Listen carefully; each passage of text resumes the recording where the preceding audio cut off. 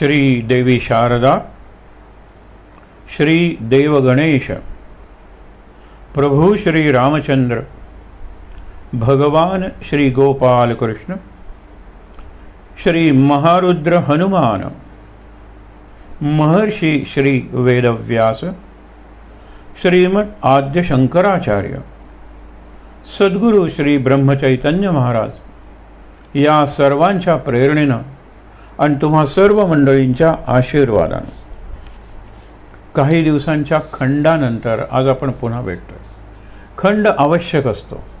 कोणती गोष्ट अखंड जर चालली, ती जर चिरंत नसेल, सूर्योदय सूर्यास्त अखंड रोज उगवतो, कंटाळा नाही येत, रोज तो नवीन वाटतो। पण आपल्या जीवनाशी संबंधित जी गोष्ट आहे ती अखंड चालली तर ती यांत्रिक होण्याची शक्यता असते, तिचं रुटीन बनण्याची शक्यता असते। आणि जर रोजच आपण सांगत राहिलो, ऐकत राहिलो तर चिंतन केव्हा होणार आहे? म्हणून आपण एक 5-6 दिवस वगैरे, कधी कधी प्रसंगोपात तर आपण जास्त कंटिन्युअसही घेतलेला आहे, परंतु एक 4 दिवस, यावेळेला आपण 4 दिवस एका स्तोत्रावर बोलणार आहोत। पुन्हा 1-2 दिवसांचा खंड आणि पुन्हा आपण एका महत्त्वाच्या कालखंडात एक चांगला विचार जर सद्गुरूंनी सुचवला तर तो आपण करणार आहोत। सगळी सद्गुरूंची कृपा असते, सगळी त्यांची प्रेरणा असते, सगळी त्यांची सत्ता असते, सगळी त्यांची इच्छा असते, हे लक्षात ठेवायचं। आणि मग या महिरपीत म्हणजे त्यांची कृपा आहे, त्यांची इच्छा आहे, त्यांची सत्ता आहे, हे लक्षात ठेवा। आणि सगळ्यात महत्त्वाचं म्हणजे त्यांची प्रेरणा आहे। या चौकटीत आपण आपल्या सगळ्या कृती जर केल्या तर ते नामस्मरण केल्यासारख्याच असतात।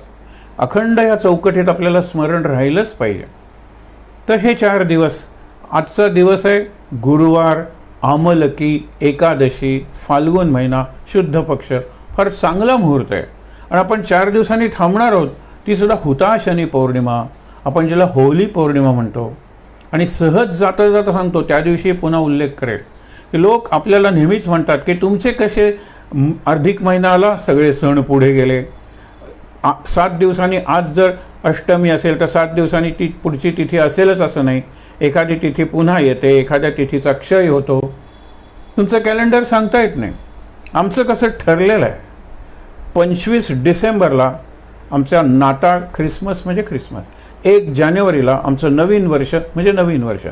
तुमचं गुढीपाडव्याला नवीन वर्ष असेल, पण गुढीपाडव्या नक्की कोणत्या महिन्यात येईल, नक्की कोणत्या दिवशी येईल हे तुम्हाला नाही सांगता येईल। 1 जानेवारी म्हणजे 1 जानेवारी आमचं ठरलेलं आहे। त्यांना सांगायचं, एक प्रश्न विचारायचा की येशू ख्रिस्ताच्या जीवनात त्यांच्या जन्मापेक्षा आणि कार्यापेक्षा सगळ्यात उदात्त, उन्नत अशी जर घटना कुठली असेल तर त्यांचं क्रुसावरचं मरण। क्रुसावर त्यांना 30पेक्षा जास्त खिळे मारलेले आहेत, जखमा केलेल्या आहेत, त्यांच्या चेहऱ्यावरचं हास्य नाही कमी झालं। त्यांच्या ह्या सगळ्यांना क्षमा कर, हा सगळ्यांबद्दलचा क्षमाभाव नाही कमी झाला। आणि नंतर चमत्कार झाला आणि ते 2 दिवसांनी शुक्रवारी त्यांना, ज्याला आपण गुड फ्रायडे म्हणतो, म्हणजे खरं बघायला गेलं तर ऐतिहासिक दृष्टीनं बॅड फ्रायडे येतो, पण तो गुड फ्रायडे, नंतर होली सॅटर्डे आणि नंतर ईस्टर संडे। ईस्टर संडे हा त्यांची दिवाळी असते एका अर्थाने, कारण त्या दिवशी जो क्रुसावर मारला गेलेला होता तो येशू हा पुनरुज्जीवित झाला। महत्त्वाचं आहे ना गुड फ्रायडे, ईस्टर संडे, त्याची तारीख आहे ठरलेली, त्याची तारीख ठरलेली नाही आहे। पण एक गंमत बघा, होळी पौर्णिमेच्या नंतर शुक्रवार येतो तो गुड फ्रायडे असतो। यावर्षी गुड फ्रायडे पुढे गेला, कारण का की आमच्याकडे अधिक महिना होता म्हणून। होळी पौर्णिमेच्या पुढचा शुक्रवार म्हणजे बदलता राहील, आमची होळी बदलती राहते, तुमचा गुड फ्रायडे बदलता राहतो। आणि गुड फ्रायडे आणि ईस्टर संडे मुळे त्याच्या जन्माला महत्त्व आलं, जन्माच्या त्या कथा झाल्या, आणि त्याचं अशा संतांचं सगळंच अद्भुत असतं। ते असा काही चमत्कार घडवतात, पण तो चमत्कार काय, साऱ्या मानवतेवर ते प्रेम करतात। त्यांचा धर्म हा मानवतेचा धर्म असतो। त्याला नाव तुम्ही ख्रिश्चॅनिटी, इस्लाम, हिंदुइझम काही नाव द्या, पण तो मानवता धर्म असतो, माणुसकीचा धर्म असतो।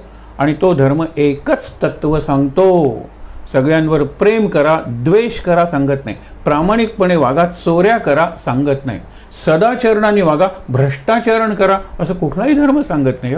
तो टिकणारच नाही, काळाच्या ओघात नाही, त्याच क्षणी तो लोकांच्या मनातून फेकून दिला जाईल। असा नाही, हिंसेचा असा धर्म नसतो। हल्ली हे टेररिझम, आपण तो टेररिस्टांची जात धर्म काय बघता, टेररिस्ट हीच त्यांची जात। पण दुसरं चांगलं उदाहरण बघायचं असेल तर वारकऱ्यांची जात आणि धर्म काय बघता? वारकरी हीच त्यांची जात नव्हे का? संतांचा कुठला धर्म आणि जात बघता? संतांचा संत हीच जात आहे, संत हाच धर्म आहे, आणि तो कुठला धर्म आहे? विश्वधर्म आहे. हे महत्त्वाचं लक्षात घ्या. एक फार सुंदर वाक्य आहे, nothing is occasional in Gita. लोक म्हणतात गीता ही ऑकेजनल आहे. नाही, कुरुक्षेत्र, ते 2 सैन्य, अर्जुनाची तशी मनस्थिती झाली आणि कृष्णाने ते काउन्सिलिंग उपदेश किंवा समुपदेशन केलं, अर्जुन पुन्हा उभा राहिला, युद्ध संपलं. गीतेचं महत्त्व नाही रे. महत्त्व ते त्या क्षणापुरतं असेल, त्या प्रसंगात असेल, त्या ऑकेजनमध्ये असेल. पण महात्म्य जे म्हणतात ते युनिव्हर्सल आहे. गीतेतला कुठलाही शब्द धर्मक्षेत्रे, हा धर्मक्षेत्र काय तिथे कुरुक्षेत्रे, कुरुक्षेत्र काय फक्त त्या बॅटलफील्डचा, त्या रणभूमीचं नाव आहे? अरे आपला देह कुरुक्षेत्र आहे. मी प्रत्येक येणं काहीतरी कुरु करत असतो ना. कुरु म्हणजे कृती, ऐकण्याची कृती करत असतो, बघण्याची कृती करत असतो, खाण्याची पचवण्याची कृती करत असतो. माझा हा देह आहे तो कुरुक्षेत्र आहे. मग तो धर्मक्षेत्रात असल्यासारखा जगायला नको का मी? कुणी सांगितलं ऑकेजनल आहे? Nothing is occasional or incidental in Gita. Gita is universal for all mankind, for all times. सगळ्या मानवजातीसाठी, सर्व काळासाठी. तशीच संतांची स्तोत्र आपण आज जे बघतोय, आमलकी एकादशी. आमलक म्हणजे आवळा. आपण म्हणतो ना की हातावरचा आवळा बघायला काय तुला आरसा लागतो? नाही ना. पण कपाळावरचं कुंकू बघायला आरसा लागतो. हा हस्तामलक म्हणतात. शंकराचार्यांनी एका नीट जड बोलणाऱ्या किंवा न बोलणाऱ्या शिष्याला शक्तिपाठ करून त्याच्याकडून आत्मपरिचय करून घेतला आणि त्याला हस्तामलक नाव ठेवलं. अरे सारं अध्यात्म किंवा तत्वज्ञान तो हातावरच्या आवळ्या इतकं स्पष्ट सांगितलंस. लक्षात घ्या, हस्तामलक. आणि त्याला पुढे पीठाधीश सुद्धा बनवलं. शंकराचार्य बनले. ते अधिकार असतो तो. शंकराचार्यांचं चरित्र आपण नुकतंच बघितलंय. आमलकीचं महत्त्व बघूया. आवळा हा हल्ली त्याला संजीवनी म्हणतात, आरोग्य संजीवनी म्हणून जी काही फळं आहेत ना, त्याच्यात आवळ्यात आपण म्हणतो ना सध्या रोगप्रतिकारक शक्ती, इम्युनिटी, त्याला जे व्हिटॅमिन सी अत्यंत आवश्यक आहे, आवळ्यात आहे. आवळ्यात किती गुणधर्म आहेत. आयुर्वेदाचं तुम्ही बघा, आवळा सगळी माहिती मिळेल. आवळ्याचं झाड आज महत्त्वाचं आहे. आवळ्याचा जन्म झाला, त्या झाडाचा जन्म झाला असेही उल्लेख आहे. आपल्याला निरनिराळ्या देवांची जशी वाहनं आहेत ना, तशी निरनिराळ्या देवांची झाडं सुद्धा आहेत. औदुंबर म्हणलं की आपल्याला दत्त आठवतं. तुळस म्हणले की आपल्याला कृष्ण आठवतो. हे ठरलेलं आहे. तसं आवळा म्हणलं की आपल्याला विष्णू आठवला पाहिजे. विष्णूला आवळ्याचं झाड फार आवडतं आणि त्यामुळे आजची एकादशी ही विष्णूची. सगळ्या एकादशी आपण विष्णूच्या म्हणतो, पण शिवाची सुद्धा एकादशी असते, आपण ज्याला स्मार्त एकादशी म्हणतो. तर ती एकादशी आहे विष्णूची. आज आवळ्याच्या झाडाखाली बसून जर आपण काही स्नान केलं किंवा वाचन केलं, पारायण केलं, उपासना केली, तर तिचं अनंत पटीनं फळ वाढतं. मग ते फळ वाढतं म्हणजे आपल्या पुराण ग्रंथात असतात 100 कोटी 1000 कोटी गायी दिल्याचं पुण्य लाभेल, इतकं ते लाभतं. एका आजच्या दिवशी आवळ्याच्या झाडाचं आरोग्यातलं महत्त्व आहेच, पण हेही महत्त्व आहे. पंचवटी आपण ज्याला म्हणतो की 5 मोठे वृक्ष तुम्ही असे लावा, त्याच्यामध्ये झोपडी बांधून उपासना करा. हे फार चांगलं सांगितलेलं आहे. त्याचा काय फायदा होईल माहीत नाही, पण एक वटवृक्षाचा संदेश आहे की अक्षय आहे, मी आधारवड आहे, इतरांचा आधार बन रे. नुसती उपासना करून स्वतःच्या मुक्तीचा काय विचार करतोस. नंतर पिंपळाला संसार वृक्ष म्हणलेला आहे. ऊर्ध्वमूल अधशाखम हा अश्वत्थ वृक्ष आहे. त्याचा आहे बेल म्हटल्यानंतर शंकराला प्रिय आहे, कारण शंकराचं त्रिशूळ, शंकराचं त्रिपुंड्र, तसं शंकराचं बिल्वदल, 3 त्रिनेत्र आपण शंकराला म्हणतो ना, तर ते त्याला बेल प्रिय आहे. तुळशी वगैरे आपण बघितलं, आवळा बघितला आता मोठा, तर ते त्याला प्रिय आहे. म्हणजे अशी ही जी 5 झाडं आहेत ना, वडाचं झाड आहे, पिंपळाचं झाड आहे, औदुंबराचं म्हणजे उमराचं झाड आहे जे दत्ताला प्रिय असतं, बेलाचं झाड आहे जे शंकराला प्रिय असतं, आणि आत्ता सांगितलेलं आवळ्याचं झाड. वट म्हणजे कुठलाही मोठा वृक्ष, त्याला वट म्हणतात. कुठलेही मोठे वृक्ष बांधले. मग पंच का? आपण एक पंचमहाभूत, आपली पंच इंद्रिय, पंच ज्ञानेंद्रिय आणि प्रपंच आपण म्हणतो ना, या 5 आपण केलेलं आहे. आणि 5 असे 25, त्याच्यावर एक तत्वज्ञान आहे पंचीकरण. म्हणजे प्रपंची पाहिजे सुवर्ण, परमार्थी पंचीकरण. म्हणजे जरा तत्वज्ञान करा ना, नुसतं सुवर्ण काय जमवता. आणि अगदी आपण म्हणतो ना की हल्ली निरनिराळे सण असतात, गुरु पुष्यामृत, अरे चला चला चला सोनं खरेदी करूया. सोनं म्हणजे काय आहे, आपण आपल्या भाषेत वापरतो, सुवर्ण संधी, हॅव गोल्डन ड्रीम्स, सोनेरी स्वप्न पहा ना. हा दिवस सोन्याच्या अक्षरात लिहिला पाहिजे. सावरकरांच्या ग्रंथाचं नावच आहे 6 सोनेरी पाने. हिंदूंनी निरनिराळे विजय मिळवलेले आहेत, 6 सोनेरी पानं. ते सोनं का नाही? आपण म्हणतो is a man of gold. तो सोन्याचा माणूस म्हणजे काय धातूचा माणूस आहे का? त्याचे जे गुण आहेत ना, त्याचं चारित्र्य आहे ना, ते सोन्यासारखं आहे. हा का नाही अर्थ घ्यायचा? सोनं म्हणजे मग प्रपंची पाहिजे सुवर्ण, म्हणून परमार्थी पंचीकरण. पंचीकरण म्हणजे आत्ता सांगितलेलं तत्वज्ञान. म्हणून पंचवट असावेत 5. तुम्ही जर नवीन जर असं उपासनेसाठी जर एखादा प्लॉट किंवा जमीन घेतली तर तिथे हे 5 वृक्ष लावून प्रयोग करायला हरकत नाही आहे. किंवा आजूबाजूला कुठलेही वृक्ष चालतील, पण त्या वृक्षाखाली त्या देवतेची उपासना करायची. जो भाव मनात नाही त्या वृक्षातून काय, मग तसं बघितलं तर माझ्यातून तरी काय निघतं? त्या दगडात तू देव बघतोस आणि नमस्कार करतोस ना. गणपतीला या पद्धतीने, शंकराला या पद्धतीने, हनुमंताला त्या पद्धतीने. मग दगडात जर तू देव बघतोस तर झाडात का नाही बघणार? प्राण्यात का नाही बघणार? पक्षात का नाही बघणार? आणि सगळ्यात महत्त्वाचं म्हणजे माणसात का बघणार नाहीस? दगडात जर देव बघतोस, एवढी जर तुझी कल्पनाशक्ती आणि भावना आहे, तोच माणसाच्या ठिकाणी वापर. हा जो माणुसकीचा धर्म आहे ना, हाच एकमेव धर्म आहे, लक्षात ठेवा. अमलकीच्या आजच्या एकादशीच्या दिवशी, आधी एकादशीचं महत्त्व आहे. एक कथा सांगितली जाते, प्रत्येक व्रताला एक कथा असते. चित्रसेन नावाचा राजा, तो एकादशी करायचा, आमलकी एकादशी त्याच्या आवडीची, आणि ती तो इतक्या भक्तिभावानं करायचा. त्याच्या राज्यात एकादशीला महत्त्व आलेलं होतं. आणि एकदा हा असा आपल्या सैनिकांना घेऊन शिकारीला जातो, वाट चुकतो, एकटा असतो, याच्या अंगावर वगैरे काहीतरी असेल सोनं वगैरे. डाकू येतात, लुटारू, आणि ते सर्व बाजूनी त्याला घेरतात.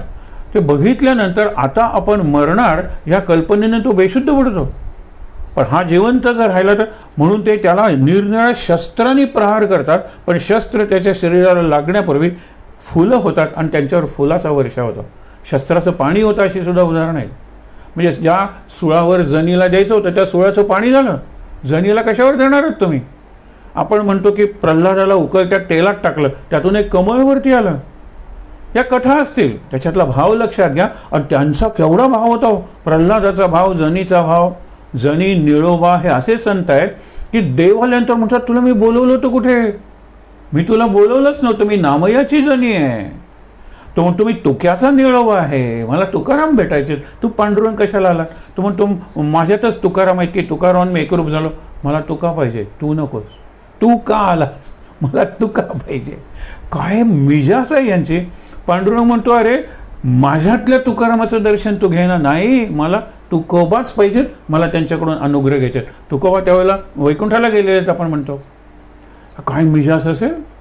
जनावे म्हणतोय विठ्ठला तो आलाच चांगली गोष्ट आहे, पण मी नामयाची जणी आहे. हे जे एकरूपत्व आहे ना, ते खरं भक्तीचं किंवा उपासनेचं लक्षण आहे. म्हणून आमलकीच्या दिवशी हा चित्रसेन राजा, त्याच्यावर ते डाकू शस्त्र करतात, त्यांना कळे ना.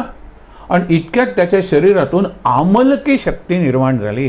जी एकादशी आहे ना ती देवी आहे, जी एकादशी आहे ना ती शक्ती आहे. आपल्या तिथी आहेत ना त्या सगळ्या स्त्रीलिंगी आहेत. मग प्रत्येक तिथीची तुम्ही म्हणा एक एक देवता आहे, आणि तुम्ही त्या तिथीची उपासना जरी केली काही हरकत नाही. मी सप्तमी घेतलेली आहे. सप्तमीचा प्रत्येकाचा देव आहे. हो, सप्तमीचा देव सूर्य आहे, पण तो तुमच्यातून प्रकट होईल, ते तेज प्रकट होईल.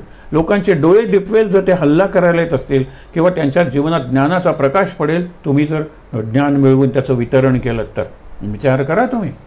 कुठलीही तिथे त्रयोदशी, अरे त्रयोदशी सुद्धा कोणाची तरी आहेत, किंवा धनत्रयोदशी आहे, ती धन्वंतरीची आहे.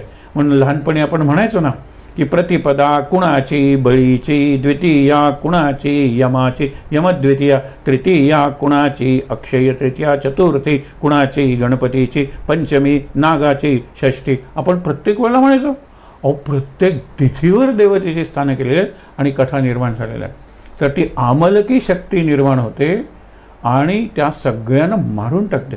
हा काही वेळाने शुद्धीवर येतो आणि बघतो तर ह्यानं कोणी मारलं. आतून त्याला प्रेरणा होते, मी आमलकी.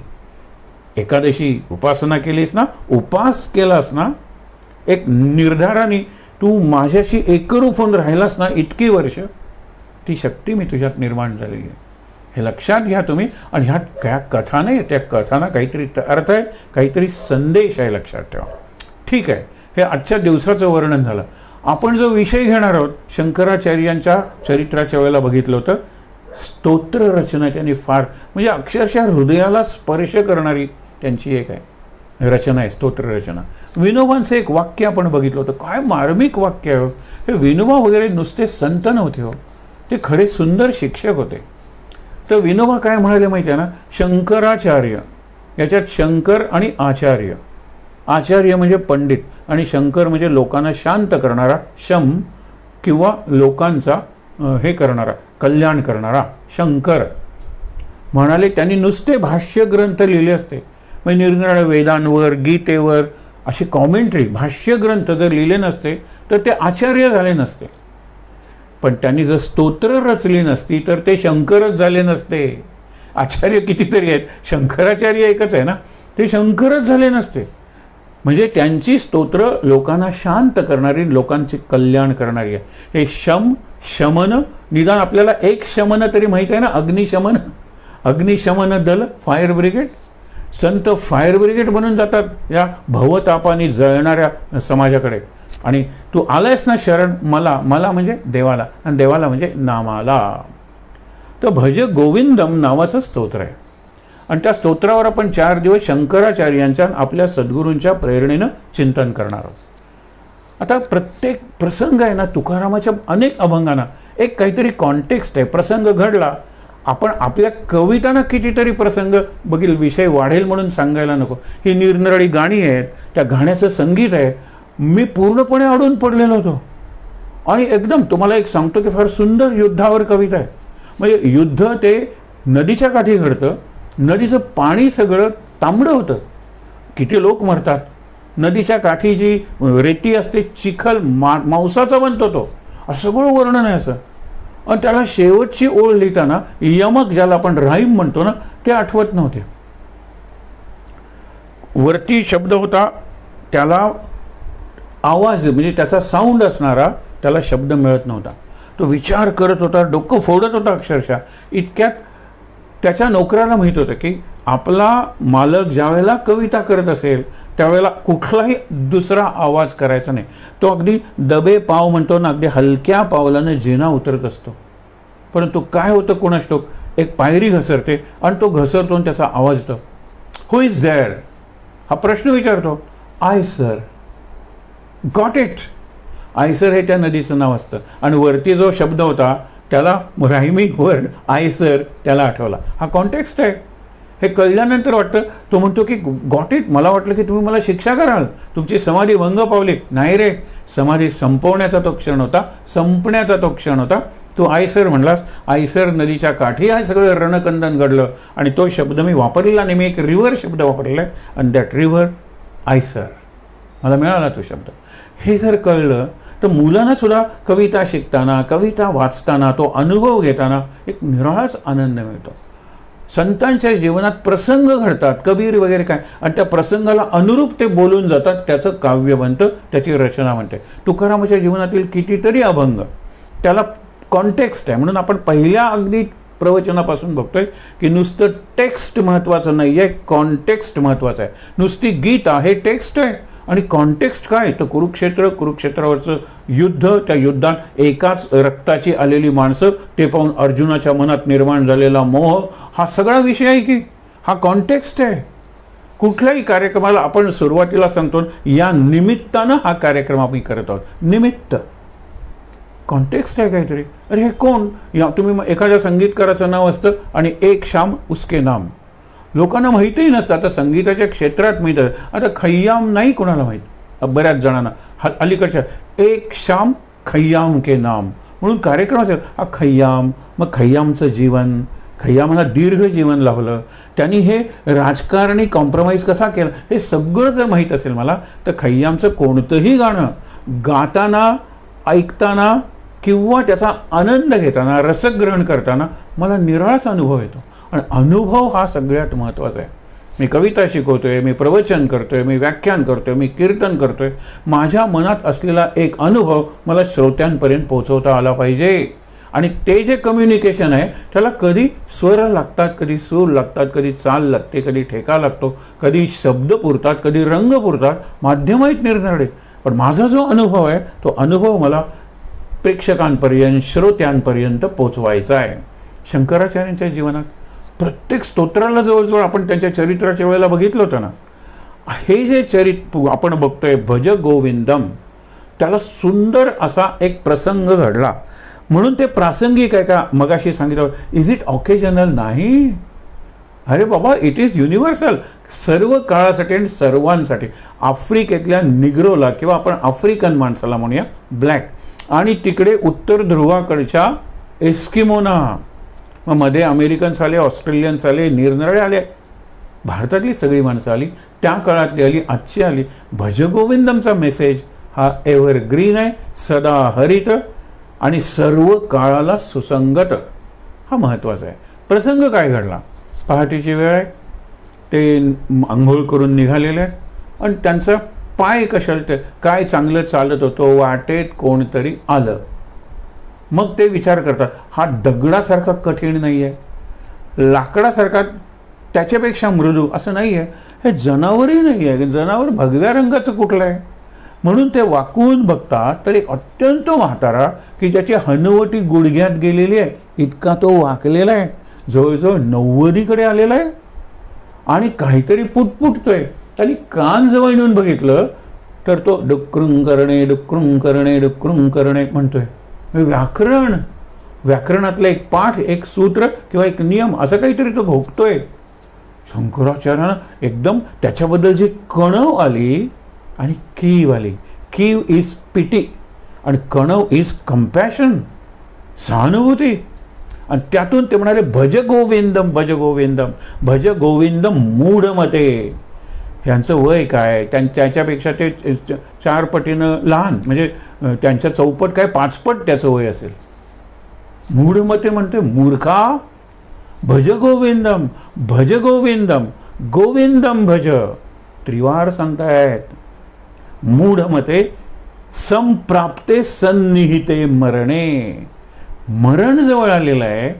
नाही नाही रक्षती, रक्षण करणार नाहीये व्याकरण. व्याकरणाला व्याघ्रमुखी म्हणलेलं आहे. व्याघ्रमुखी व्याकरण तू काळमुखी अशा मृत्यूच्या जवळ नेताना काय रक्षण करणार आहे तुझं? मृत्यूपासून रक्षण म्हणजे आनंदानं मरशील, समाधानात मरशील. त्याच्यासाठी भज गोविंदम भज गोविंदम हे आपल्यालाही सांगितलंय. आम्ही कुठे 90 वर्षाचे झालेलो आहोत. हा फार गमतीदार प्रकार. कोविड झाल्यानंतरही तुम्ही अशी वाक्य करत असाल किंवा मनात समजत असाल ना, तर तुमचे हाल तुमचं पाळलेलं कुत्रं सुद्धा खाणार नाही. 1 वर्षभर आपण या अनुभवात आहोत. कोण मेलं काही सांगता येत नाही. आणि आता नवीन व्हरायटी आली, त्याच्यात तरुण माणसं मरतील. आली आहे ना सध्याचा जो स्पाईक म्हणतो ना, परत जी लाट आलेली आहे, त्याच्यात हा एक भीषण प्रकार आहे. आपल्या आजूबाजूला एवढे मरत असताना लक्षात ठेवा, मी मात्र कोणीतरी चिरंजीव आहे. जन्मतः मी अमरपट्टा घालून आलेलो आहे, जसा कवच कुंडल घालून कर्ण आला होता. मला कशाचीच भीती नाही आहे. अशा ह्याच्यात तुम्ही वागताना 2 प्रश्न विचारलेत यक्षाने युधिष्ठिराला. एक म्हणजे काय, का वार्ता, आणि किम आश्चर्यम, या जगातलं आश्चर्य कोणतं आणि या जगात न्यूज काय आहे, वार्ता काय, नवीन काय आहे. तेव्हा त्यांनी दिलेली उत्तरं फार महत्त्वाची आहेत. तो म्हणतो की तुम्हाला खरंच सांगतो की आश्चर्य कोणतं आहे, घरात, दारात, बाजारात, सगळीकडे, सदा सर्वदा सर्वत्र माणसं मरत असताना हा म्हणतो स्वतःला की मी अमर आहे. आश्चर्य आहे. किंवा आश्चर्य, हे आश्चर्य आहे. खरंच आहे ना, की आपल्या घरात किती माणसं मेलेली असतात. मागे एक आपण उदाहरण बघितलं होतं. फक्त एक वाक्य बघून पुढे जाऊया. ते पात्र आहे का नाटकातलं, आणि ते पात्र व्हीलचेअरवर बसलेलं आहे, पण त्याचा मेंदू खूप चांगला चालतो, पण तो निगेटिव्ह बोलतो असं तुम्हाला वाटतं. पण there are many negative things that are positive in our life. उदाहरणार्थ डेथ, मृत्यू तुम्ही पॉझिटिव्ह म्हणणार आहात का? अरे that is the only positive thing. Certainty काय, प्रमोशन मिळेल की नाही माहीत नाही, लग्न होईल की नाही माहीत नाही, मृत्यू येईल की नाही, हो माहीत आहे ना. तो केव्हा येईल, कुठे येईल हे माहीत नाही आहे, पण मृत्यू सर्टन्टी येते, हा लक्षात घ्या ना भाग. म्हणून ते म्हणाले की ज्या वेळेला मृत्यूचं सगळीकडे थैमान चालू आहे, तुला कळायला नको का की आपलाही मृत्यू जवळ आलेला आहे. संप्राप्ते सन्निहिते, निहित म्हणजे जवळ, आणि संप्राप्ते म्हणजे जवळ पोचलेला आहेस मृत्यूच्या. म्हणून आपण मृत्यूच्या जवळ पोचलेलो नाही आहे. एक 2-3 प्रसंग पाहूया, म्हणजे हा मुद्दा स्पष्ट होईल. आणि हे जर कळलं ना तर भज गोविंदम कळलं, पुढचं शिकायचीही गरज नाही. पण हेच जर कळलं नाही, संप्राप्ते सन्निहिते मरणे, अरे मरण जवळ आलेलं आहे. 2-3 प्रसंग पाहूया. महाराजांचा प्रसंग आहे. हात धुताना ते आपल्या सासऱ्याला म्हणतात कुऱ्हाड सुटली बरं का. त्यांना वाटलं सासऱ्यांना, कारण सासरे म्हातारे आहेत महाराजांपेक्षा, आपल्याबद्दल म्हणतायत, नाही म्हणाले मी माझ्याबद्दल म्हणतो. एकदम ते म्हणाले मग मुलीचं काय, कारण तुम्ही आहात म्हणून माझ्या आंधळ्या मुलीला लोक मान देत आहेत, तुम्ही गेल्यानंतर माझ्या मुलीला पूर्णपणे परावलंबी आहे. ते म्हणाले सुटली आहे खरी कुऱ्हाड, मुलीचं काय राम पाहून गेल. या कुऱ्हाडीचं काय म्हणाले माहिती आहे ना, सगळ्यांची सुटलेली असते, पण ती काही लोकांना कळते. मरणाचे स्मरण असावे, हरिभक्तीस सादर व्हावे. तुम्हाला देवाची चांगली भक्ती करायची आहे, तुम्हाला चांगला रियाज करायचा आहे, चांगली तालीम करायची आहे, चांगला अभ्यास करायचा आहे. विचार करा तुम्ही, उद्या मेलो तर काय. आता तुम्ही म्हणाल उद्या मरणार आहे ना, आज एन्जॉय करून घेतो, आज सुट्टी रियाजाला, आज सुट्टी व्यायामाला, आज सुट्टी अभ्यासाला, कारण उद्या मरणार आहे. अरे उद्या मरणार आहे म्हटल्यानंतर आता आज जेवणाला सुट्टी, आज झोपेला सुट्टी, असं का नाही विचार करत जो परीक्षिताने केला. 7व्या दिवशी तो मरणार होता, म्हणजे त्याच्या ह्याच्यावर मृत्यूची तलवार टांगलेली होती आणि रोज ती जवळ जवळ जवळ जवळ येत होती. त्याला माहीत आहे, आपल्याला माहितीही नाही. आपल्यापेक्षा परीक्षित भाग्यवान, पण तो जास्त भाग्यवान, कारण 7 दिवसात त्यांनी प्रायोपवेशन, अन्न आणि पाणी याचा त्याग केला. मरणारच नाहीये तर त्याच्यात वेळ कशाला घालवू. 7 दिवसापर्यंत मरणार नाहीये, 8व्या दिवशी जगणार नाहीये. हे मला कळलंय, मी भाग्यवान आहे. खराच भाग्यवान ठरला तो. मृत्यूला मारून अमर झाला. कोण? परीक्षित. आपली तलवार, आपली कुऱ्हाड किती जवळ आली आहे आपल्याला माहीत नाही आहे. आपण, महाराज काय म्हणतात, या कुऱ्हाडीची एक गंमत आहे की ती डोक्यावर पडल्यानंतरच कळते. अरे पण तोपर्यंत कपाळ मोक्ष झालेला असतो, तुम्ही मेलेले असतात. देवाची बडी ज्याला म्हणतात ना, काठी, ती वाजत नाही, ती तेव्हाच वाजते ज्यावेळेला तुमच्या डोक्यावर ती बडवली जाते, प्रहार होतो. एरवी कळतच नाही. म्हणजे दुसऱ्यापासून मी काही शिकत नाही. म्हणून त्यांनी सांगितलं ते जे पात्र आहे ना, ते असं आल्यानंतर एक प्रश्न, कुणीतरी त्याला, अरे तिकडे काय चाललंय, जरा ने रे मला, कुणीतरी आणतं. ते सगळं बघून तो एक प्रश्न विचारतो, आणि तो प्रश्न इतका अशुभ असतो. शुभ बोलणाऱ्या म्हणून आपल्याला माहीत असेल सगळ्यांना.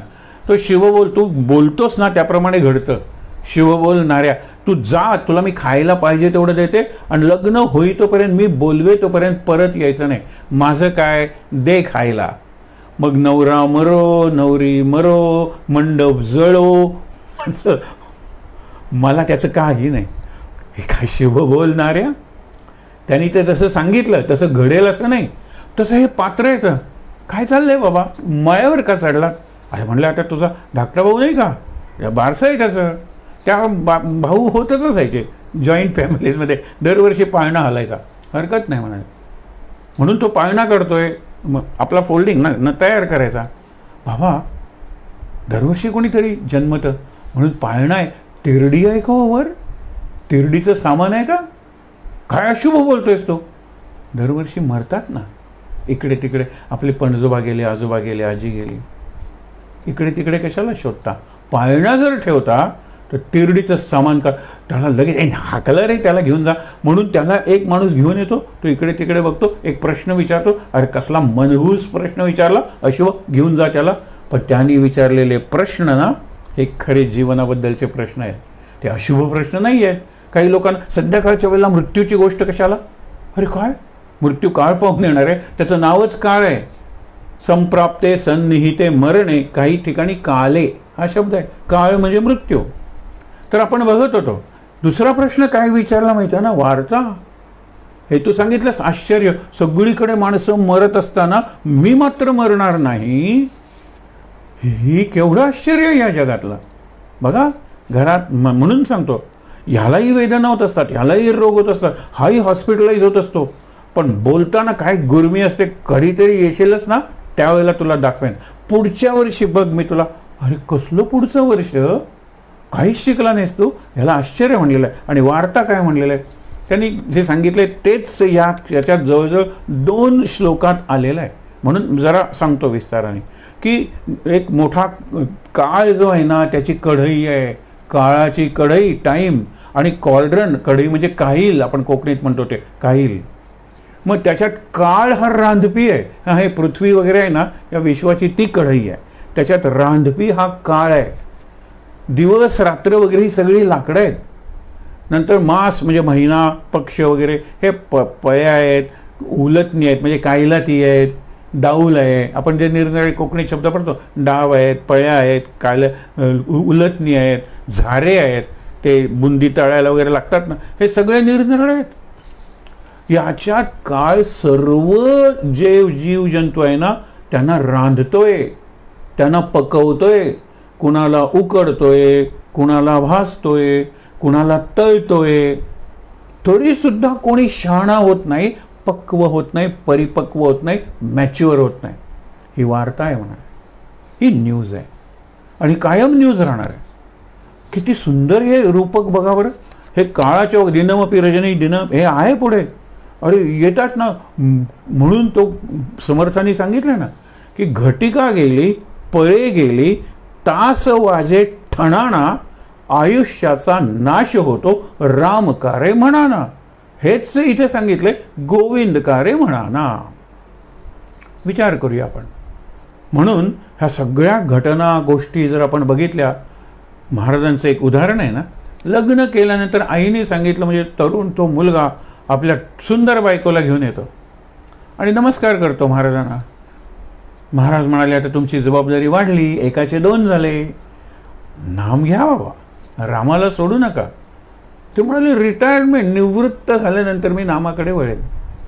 आत्ता कुठे माझं जीवन सुरू होते, आत्ता रामराम म्हणायला काय सांगता मला. ते म्हणाले हो आमचं चुकलंच, आम्ही येणाऱ्या जाणाऱ्या सगळ्यांना म्हणतो राम घ्या, नाम घ्या. मग आता मुंबईला जाणार, मुंबईला गेल्यानंतर काय करणार, पहिल्यांदा इन्शुरन्स विमा उतरवणार माझा. का, उद्या जर मी मेलो तर बायको उघड्यावर नाही काय येणार. ते म्हणाले निवृत्त होई तोपर्यंत तू जगणार आहेस ना. आता काय म्हणलात, निवृत्त झाल्यानंतर नाम घेईन, नामाला निवृत्ती आणि इकडे प्रवृत्ती. उद्या जर मी मेलो तर बायकोचं नको म्हणून मी इन्शुरन्स करणार आहे, विमा उतरवणार आहे. म्हणाले की त्यावेळेला तो चुकला, नमस्कार केला, महाराज मला दीक्षा द्या, मी नाम घेईन. या क्षणापासूनच घेतलं पाहिजे ना. पुढचा क्षण जन्मलेला नाही आहे, मागचा क्षण मेलेला आहे. हा क्षणच फक्त या जगातली रियालिटी आहे, वस्तुस्थिती किंवा वास्तव आहे.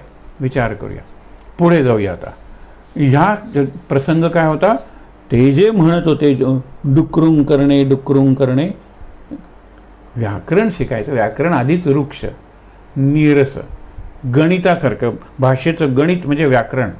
ठीक आहे रे, शिकायला असेल, तू शिकतोयस, चांगली गोष्ट आहे, तरुण आहेस, आता तू काय केलं पाहिजेस म्हणून त्याला उद्देशून म्हणलेलं आहे, या प्रसंगी म्हणलेलं आहे. पण बघितलं तर त्यांचा संदेश जो आहे, एका अर्थाने आदेश जो आहे. शंकराचार्य संत हे इतक्या मृदू प्रवृत्तीचे असतात. करून बघ रे, आपण करूया रे, मी करून बघितलंय रे, आधी बोले मग तैसा चाले, किंवा आधी अनुभवले मग सांगितले. ही संतांची भाषा असते. इथे त्याने आज्ञा दिलेल्या आहेत, आदेश केलेला आहे. सुरुवातच भज ही आज्ञा आहे. भज, भजन कर, नामस्मरण कर. हे व्याकरण काय करतोयस हे म्हणलेलं आहे. पहिल्या शब्दापासून त्यांनी आज्ञा किंवा आदेश द्यायला सुरुवात केलेली आहे आणि त्या आदेशाच्या पोटात एक आश्वासन आहे. तू जर नाम घेतलंस तर तुझं उरलेलं जे आयुष्य आहे किंवा तुझं मरण हे तुला अत्यंत सुखावह किंवा आनंद देणारं ठरेल. पण नाही तर तुझं मरताना कोणी रक्षण करणार नाही आहे. आपण हेच रामरक्षेत म्हणतो ना की तर्जनम यमदूतानाम राम रामेति गर्जनम. यमदूतांना जर भय दाखवायचं असेल, यमदूतांना भय कसं दाखवतात, अरे हा आपल्याला भीत नाही असं ज्यावेळेला यमदूतांना वाटतं, नाही तर यमा येऊ नको रे बाबा, काही करा, ते मृत्युंजय म्हणा, हे सगळं चालतं ना, हे भीती आहे.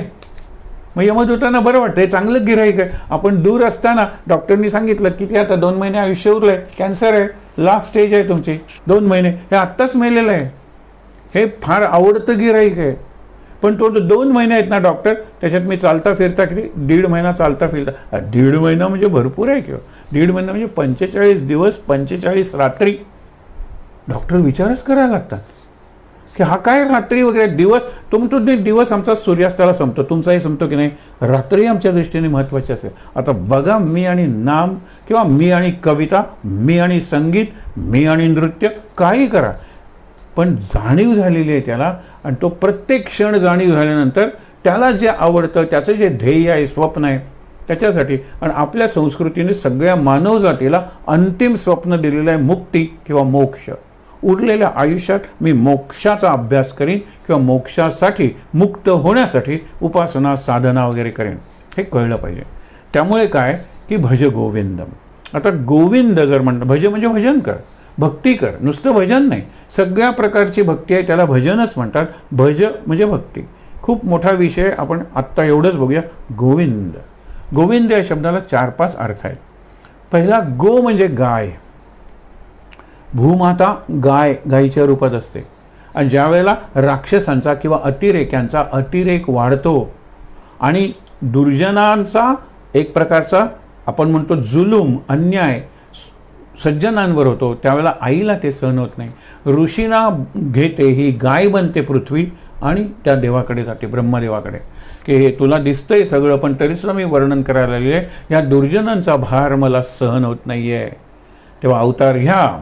मग ते म्हणतात शंकराकडे जा, कधी विष्णूकडे जा वगैरे, पुढची करा. म्हणून गो म्हणजे पृथ्वी, पृथ्वीला आनंद देणारा, पृथ्वीला धन्य करणारा तो गोविंद. हे नाव केव्हा पडलं मी तुम्हाला गमतीनं सांगतो. असा जीवनाचा विचार करायला सुरुवात करा. गीतेच्या शेवटी शेवटी त्रिविध विचार केलेला आहे. कसला? सात्विक विचार, राजस विचार आणि तामस विचार. सत्व, रज, तम या 3 व्यक्तिमत्व किंवा पर्सनॅलिटीज आहेत. आपण सत्वापासून सुरुवात करतो, पण समाजात जास्तीत जास्त लोक तमोगुणी असतात, नंतर रजोगुणी असतात आणि नंतर सात्विक असतात. म्हणून समर्थांनी तम रज गुण या क्रमाने समास लिहिलेले आहेत दासबोधात. पण आपण सत्व रज तम म्हणूया की. आता हा गोविंद शब्द केव्हा निर्माण झाला? कृष्णाला गोविंद केव्हापासून म्हणायला लागले? सुंदर प्रसंग आहे भागवतात. गोवर्धन गिरिधारे, ज्यावेळेला इंद्राने प्रचंड पाऊस पडायला सुरुवात केली आणि वाहू जात काही गोकुळ असं वाटायला लागलं, काही जनावर वगैरे व्हायला लागली, गोपाळ पकडतायत ते व्हायला लागले. कृष्ण हसला आणि म्हणाला ठीक आहे. म्हणून त्यांनी करंगळीवर उचलला आणि तुम्ही तुमच्या काठ्या लावा. आपल्याला सगळा गोवर्धनाचा इतिहास बघायचा नाही, पण गोवर्धनाचा उद्धार केल्यानंतर ऋषी मुनी म्हणाले अरे गोविंदा गोविंदा गोविंदा म्हणत आपण जातो ना तिरुपतीला बालाजीकडे, हा सात्विक आहे. गोविंदा. राजस कुठला? गोविंदा आला हे, हा जो भाग आहे ना हा राजस आहे. खेळा प्या मजा करा. पण दुसरा एक चापेकर बंधूंनी ज्या वेळेला त्या साहेबाचा खून करायचा ठरवला, मला वाटतं 3 भाऊ होते. एका भावाला सांगितलं तू जरा वरून बघ, ते आतो घोडागाडीतून साहेब त्या विशिष्ट वेळी येणार होता आणि तिथे ते त्याला गोळीनं तसं ते व्यवस्थित झालं. कोड वर्ड सांगायला पाहिजे ना. त्यांनी सांगितलं ए गोविंदा आला रे, तो गोविंदा होता ना, तो कोड वर्ड होता, पासवर्ड, आणि त्याप्रमाणे त्यांनी घडलं. हा ही राजस आहे. गोविंदा हा सात्विक आहे. किंवा गोविंद माझ्या मना लागो छंद गोविंद नित्य गोविंद हा सात्विक आहे. आणि तामस गोविंदा तुम्हाला सांगतो, ह्या आपल्या हिंदी चित्रपटांच्या दिग्दर्शकांना, नायकांना, पटकथांना काय सुचेल ते ब्रह्मदेव, व्यास आणि वाल्मिकींना सुचणार नाही. ज्या वेळेला एखाद्याचा हाल हाल करून खून करायचा असतो त्यावेळेला कोरस कुठला? गोविंदा गोविंदा गोविंदा गोविंदा गोविंदा गोविंदा गोविंदा गोविंदा. तुम्हाला ते सिनेमांचे नावं मी सांगत नाही, तुम्हाला माहीत आहे. गोविंदा गोविंदा गोविंदा हा काय आहे म्हणजे अक्षरशः तामस आहे. एकाच याचे एक्सप्रेशन्स त्रिविध असतात आपल्या जीवनात सुद्धा. मी हे तामस वागतो करे, तामस खातो करे, जरा राजस खाऊया. आणि श्रावण महिना आला ना, चला आपण सात्विक खाऊया. आठवड्यातल्या गुरुवारी सात्विक खाऊया. एकादशीला हे नको का रजो तमोगुणाकडून रजोगुणाकडे आणि रजोगुणाकडून सत्वगुणाकडे प्रवास झाला पाहिजे आपला. म्हणून गोविंदाचा एक अर्थ तुम्हाला सांगितला, ही पृथ्वीला सगळ्या आनंद देणारा गोवर्धन. काय कृष्ण म्हणजे सृष्टी आहे हो, सृष्टीत वसलेला देव, त्याला वासुदेव म्हणतो आणि वासुदेव कृष्ण. दुसरा गोविंदा शब्दाचा अर्थ आहे की एक आपण बघितलं इंद्रिय, गो म्हणजे इंद्रिय, इंद्रियांचा स्वामी आहे तो. ऋषिक म्हणजे इंद्रिय, ऋषिकेश, तसा गोविंदा माझ्या प्रत्येक इंद्रियांचा तो स्वामी आहे. आपण ज्याला नेत्रारविंद वगैरे असं वापरतो ना, तसा गोविंद माझे नेत्र गोविंद. आता माझ्या मना लागो छंद गोविंद, त्याच्यात गोविंद शब्द कितीदा आलेला आहे. हे लहान मुलांना कॉन्सन्ट्रेशनच्या एक्सपेरिमेंट सारखं आहे. जरा मोठ्या म्हणा द शब्द कितीदा आलेला आहे, द अक्षर कितीदा आलेलं आहे. इतके लक्ष देऊन ऐकतात, इतके लक्ष देऊन ऐकतात. आणि तुम्ही वाटल्यास कागद वगैरे घ्या, काही डोळे मिटूनच ऐकलं पाहिजे असं नाही, मग प्रत्येकाचा काउंट चुकतो हो. पण माझ्या मना लागो छंद गोविंद, नित्य गोविंद, याच्यात छंदमधला द विसरतात, गोविंदातला द मोजत जातात. ही मोठी माणसं सुद्धा. मग किती अभ्यास करण्यासारखी गोष्ट आहे. गोविंदा म्हणताना सुद्धा बरं वाटतं. माझ्या इंद्रियांचा आनंद, इंद्रियांची धन्यता, इंद्रियांचं समाधान गोविंद आहे. आणखीन गो म्हणजे गाय, गायींचं पालन करणारा, गायींना आनंद देणारा, गायींची सेवा करणारा, तर तो गोपाल आहेच की हो. म्हणून गोविंद या शब्दाचे अनेक अर्थ आहेत. पण आपण अर्थ घेऊया गोविंद म्हणजे कृष्ण. कृष्ण, विष्णू, हरी, गोविंद, कुठलंही नाव घ्या, शंकराचं नाव घ्या. इथे तुम्हाला आश्चर्य वाटेल, शंकराचार्य, परंपरा शंकराचार्यांची, शंकराची, मग त्यांनी शिवाचं नाम घे का नाही सांगितलं? एक लक्षात घ्या, त्यांनी जी स्तोत्र रचलेली आहेत सर्व देवदेवतांची रचलेली आहेत, आणि त्यांची शिवाची स्तोत्र आहेत ना, त्याच्यापेक्षा विष्णूची स्तोत्र जास्त गोड आहेत. हे विष्णूचं स्तोत्र आहे एका अर्थाने गोविंद. तुम्ही गोविंद म्हणा, भज गोविंदम, फार सुंदर आहे स्तोत्र, गोड आहे. नारायण अष्टकम आहे, अच्युताष्टकम आहे, कितीतरी आहेत, सुंदर लिहिलेली आहेत त्यांनी स्तोत्र. मग शिव का नाही म्हणलं, गोविंद का म्हणलं? त्याला एक कारण आहे. ज्यावेळेला हे आले वयाच्या 10व्या वर्षी गुरुकडे, गुरुनी त्यांना सांगितलं, सगळे शिष्य 80-90 वर्षाचे, गुरु 90कडे पोचलेले किंवा 90 पार केलेले, गोविंद यती हे गोविंदांचं नाव आहे. म्हणून गोविंदा म्हणताना त्यांनी भज गोविंदम, गुरुचं सुद्धा भजन केलं तरी चालेल, गुरुच्या नावाचं स्मरण केलं तरी चालेल. महाराज महाराज महाराज, साईनाथ साईनाथ साईनाथ, स्वामी समर्थ स्वामी समर्थ, हे काय आहे? हे नामच आहे गुरुचं. म्हणून त्यांच्या गुरुचं नाव गोविंद, हे देवाचं नाव गोविंद. हे आपल्या इंद्रियांना शांत करणारा, पृथ्वीला शांत करणारा, आपल्या गायींना शांत करणारा, प्रपंच. गाय म्हणजे त्यावेळेला गोवंश म्हणजे गोधन होतं, सगळं गायींच्याकडून मिळायचं, म्हणून गोकुळ श्रीमंत होतं. विचार करा तुम्ही, या सगळ्यात व्यापून राहिलेला गोविंद आहे, त्याचं तू नाम घे. आपण गोविंदाचंच नाम घे एवढंच म्हणूया की. म्हणून भज गोविंदम म्हणताना त्यावेळेला उचलला त्यांनी, आणि ऋषीमुनी म्हणाले गोविंद गोविंद गोविंद. कारण का की सगळ्या सृष्टीला तो आनंद देणार गोवर्धन उचललेला आहेस. आणि त्यावेळेला मग काय सुंदर कल्पना आहे ती आकाशगंगा. आकाशगंगा म्हटल्यानंतर स्वर्गातून वाहणारी गंगा हा अर्थ आहे, पण आपली आकाशगंगा म्हणजे मिल्की वे और गॅलेक्सी, ज्याच्यात कोट्यवधी नाही असंख्य स्टार्स आहेत. आपल्यासारख्या किती सोलर सिस्टम्स असतील सांगता येत नाही. म्हणून माणूस हा या सगळ्या विश्वात एकटाच आहे का बुद्धिमान प्राणी, का आपल्याला कुठेतरी चुलत भाऊ वगैरे आहे, बहिणी वगैरे आहेत? माणूस शोध घेतोय, किती निरनिराळ्या प्रकारचे शोध घेतोय तुम्ही वाचा.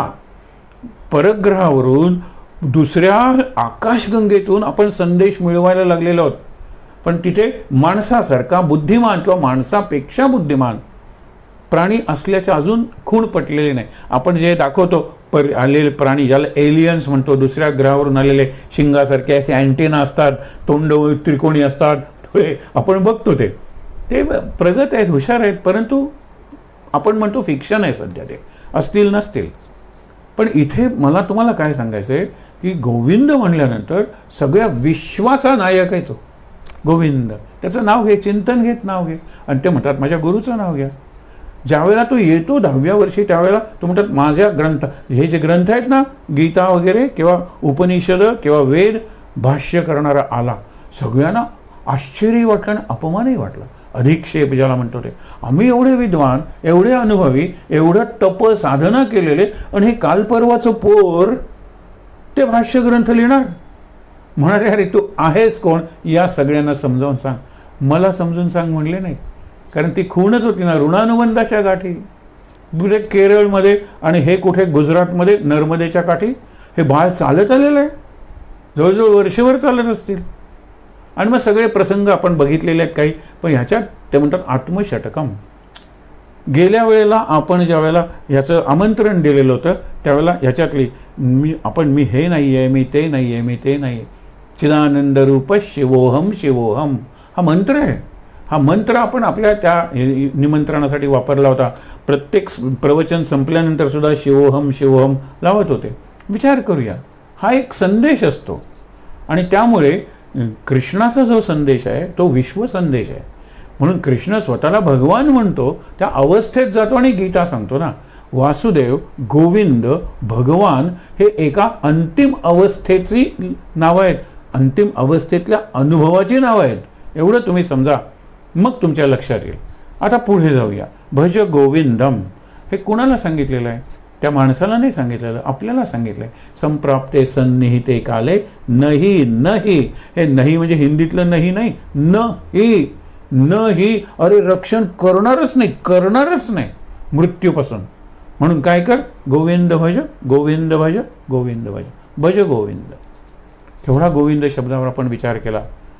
असे हे स्तोत्र आहे, इतकं गेय आहे. लक्षात ठेव, गायला सुंदर आहे, लिरिकल आपण ज्याला म्हणतो ते. त्याच्यानंतर महत्त्वाचे काय सुंदर लालित्य ज्याला म्हणतात ना, पुन्हा फार सुंदर आहे. ही 2 स्तोत्र आहे.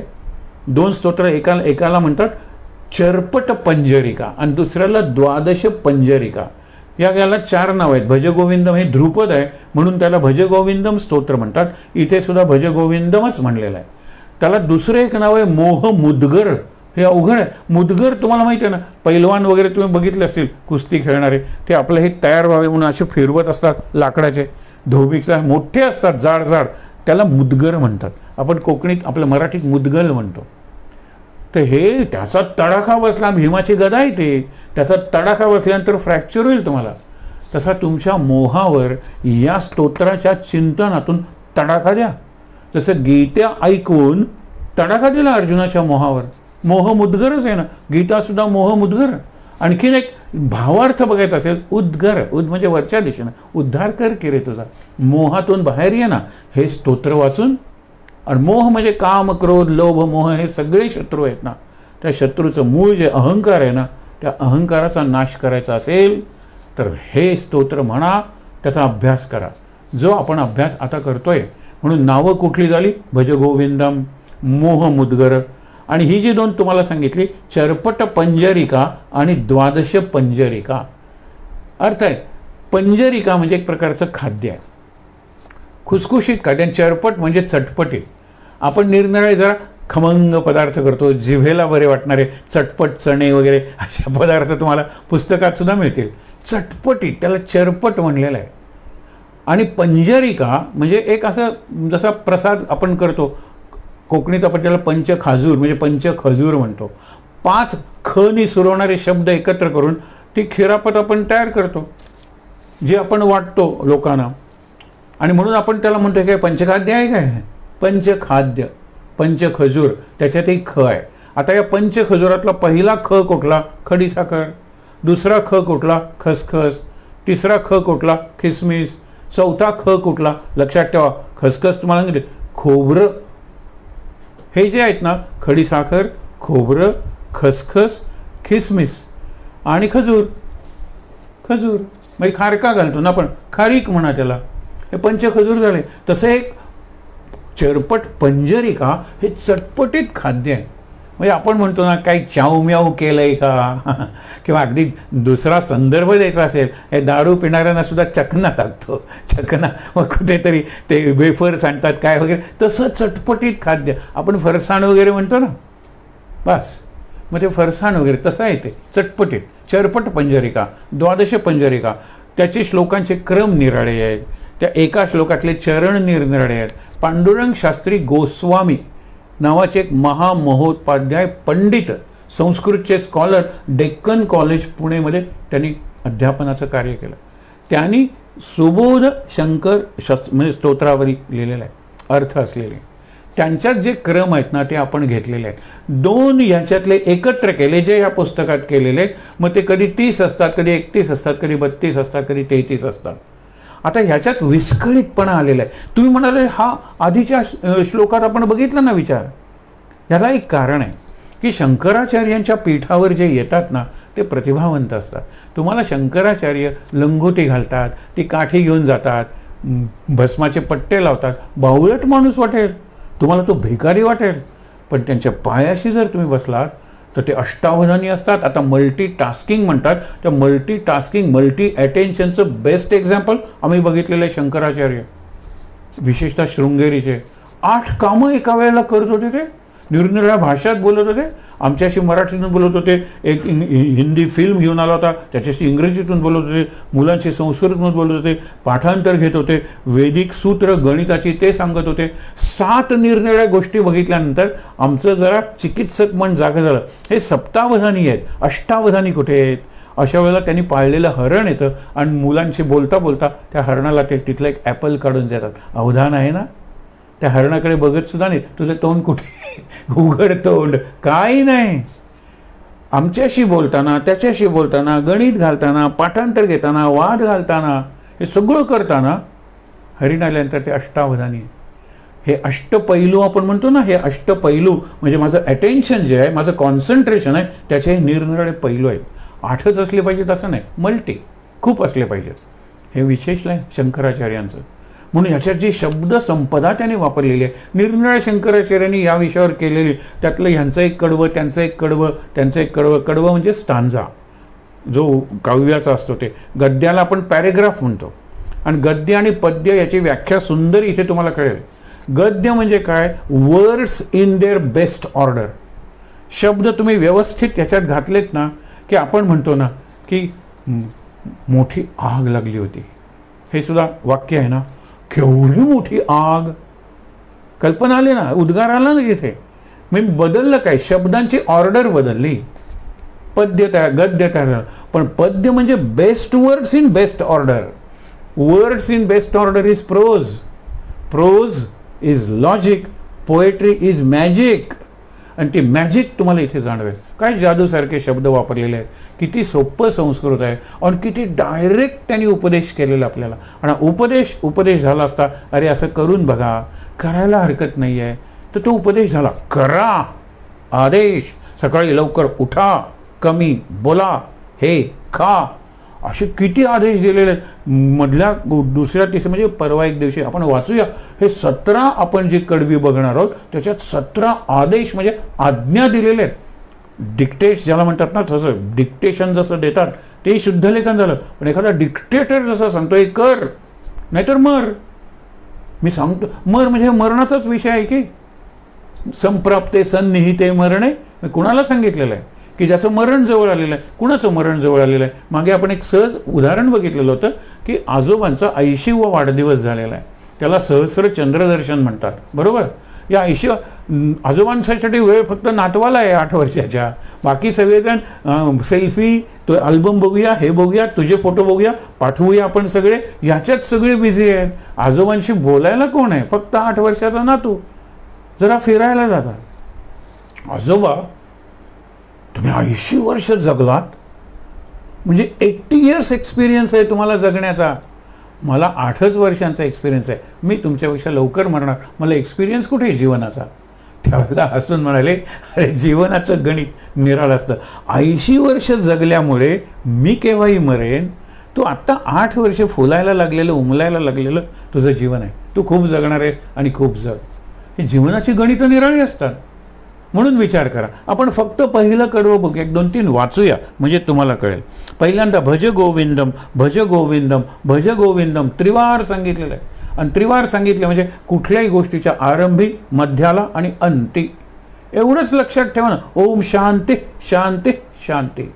त्रिवार जय जयकार रामा, त्रिवार जय जयकार. आत्ता करतोय, मध्ये करतोय, संपल्यानंतर जय जयकार तुझा होत राहणार आहे. म्हणून भज गोविंदम, भज गोविंदम, भज गोविंदम मूढमते, प्राप्ते सन्निहिते मरणे, नाही नाही रक्षती. डुकरून करणे, डुकरून करणे इज ग्रामर. एवढंच तुम्ही समजा. आता बघा, दिनमपि रजनी सायं प्रातः, किती गोड शब्द आहेत. दिन दिवस रजनी, रात्र सायं, संध्याकाळ प्रातः सकाळ, हे दिवसाचे काळ सांगितले. दिनमपि रजनी सायं प्रातः शिशिर वसंत, हे झाले ऋतू झाले. शिशिर म्हणजे ठार हिवाळा, गोठवणारा, आणि वसंत म्हणजे उमलवणारा. एक गोठवणार आहे, गारठवणार आहे, तर दुसरा ऊब देणार आहे. हे दोन्ही येतच असतात, चक्र चालू आहेत निसर्गाचं. वसंत शिशिर, म्हणून दिनमपि रजनी सायं प्रातः शिशिर वसंतो पुनरायाता कालक्रीडती. काळाची क्रीडा चालू आहे, देवाची क्रीडा चालू आहे. त्याला हे लीला म्हणतो आपण.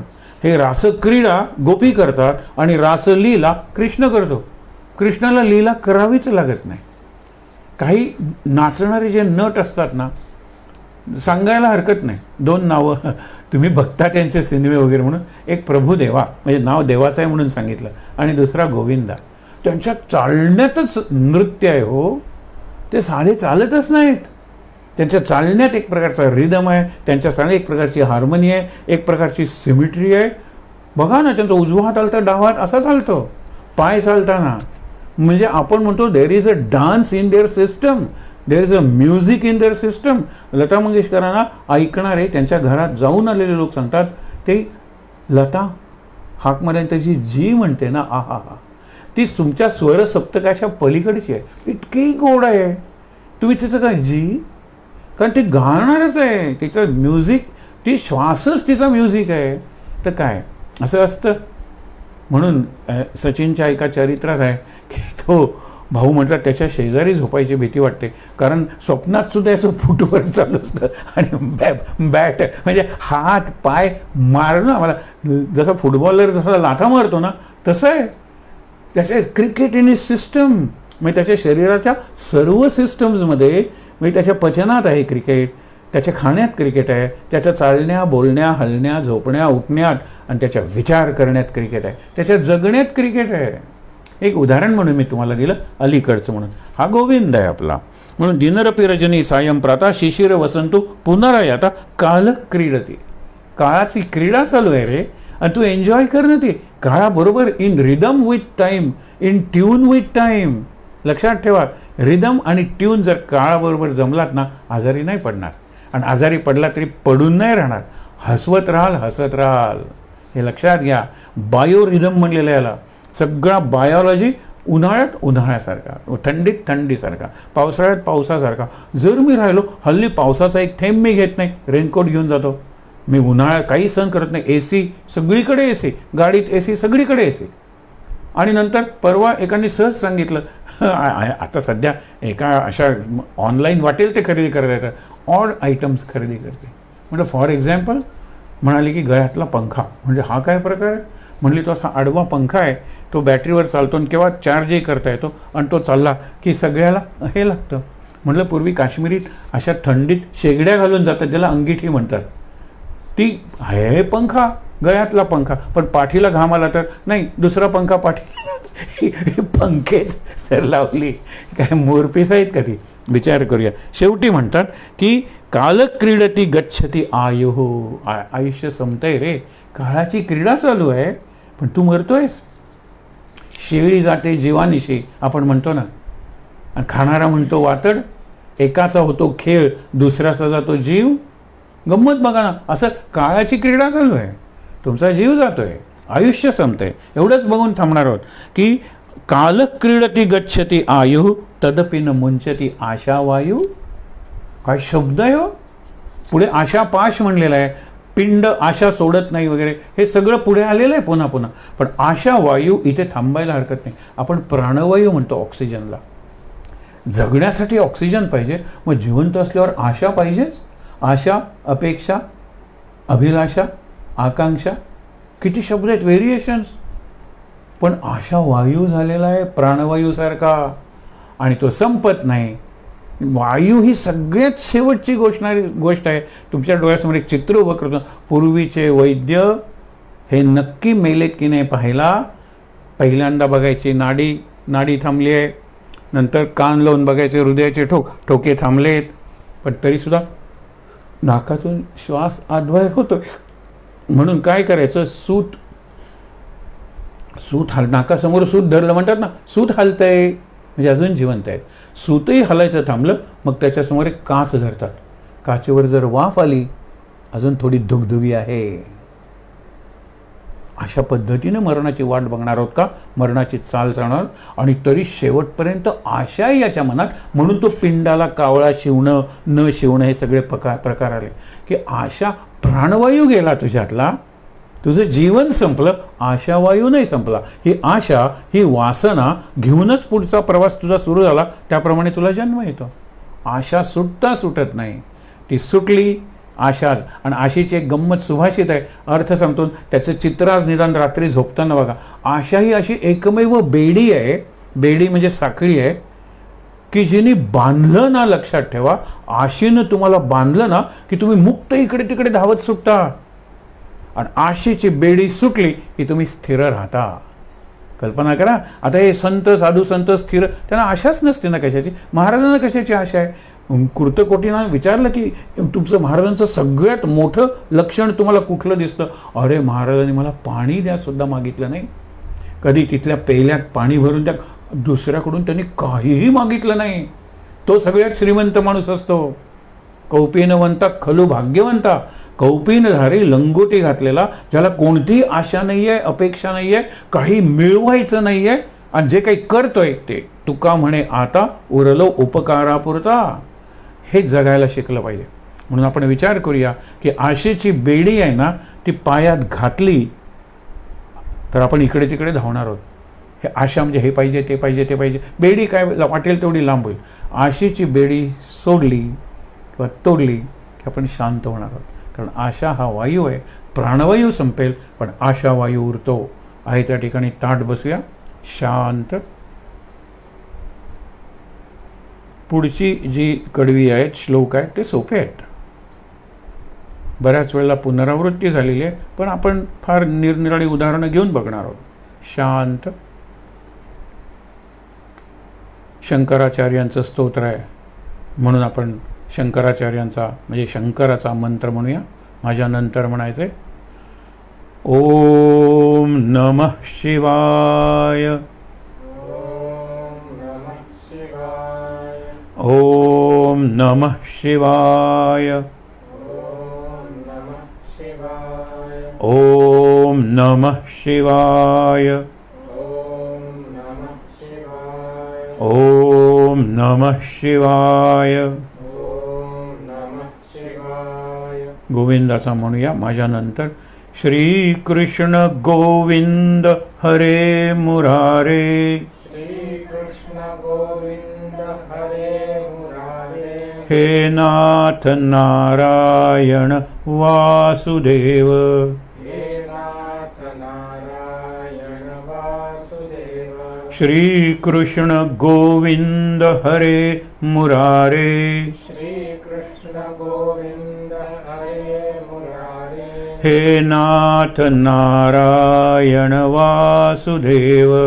हे नाथ नारायण वासुदेव. श्री कृष्ण गोविंद हरे मुरारे. श्री कृष्ण गोविंद हरे मुरारे. हे नाथ नारायण वासुदेव. हे नाथ नारायण वासुदेव. हे नाथ नारायण वासुदेव. हे नाथ नारायण वासुदेव. हे नाथ नारायण वासुदेव. हे नाथ नारायण वासुदेव. शांत. शक्तिमंत्र म्हणूया. सर्वमंगलमांगल्ये शिवे सर्वार्थसाधिके शरण्ये त्र्यंबके गौरी नारायणी नमोस्तुते. जय नारायणी नमोस्तुते. शांतिपाठ. ओम सहनाववतु सहनौ भुनक्तु सह वीर्यं करवावहै तेजस्विनावधीतमस्तु मा विद्विषावहै।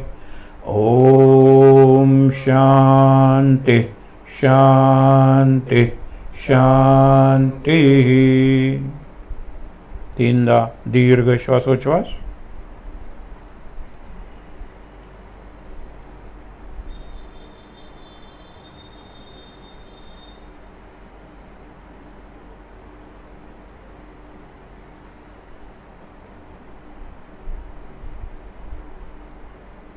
हातावर हात चोळूया, ते चेहऱ्यावर डोळ्यांवर।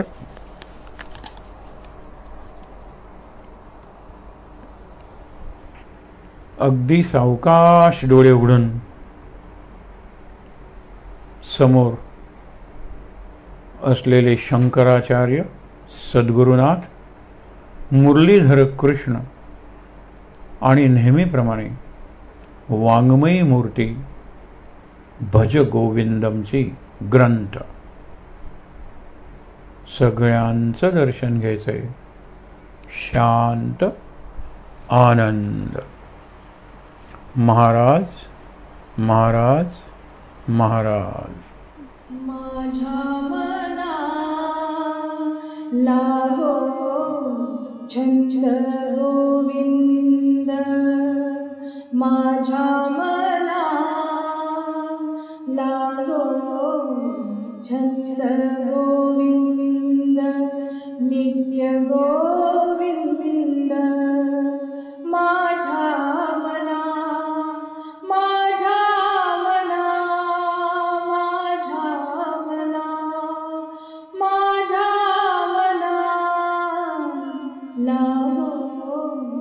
छंद गोविंद, नित्य गोविंद, नित्य गोविंद, नित्य गोविंद।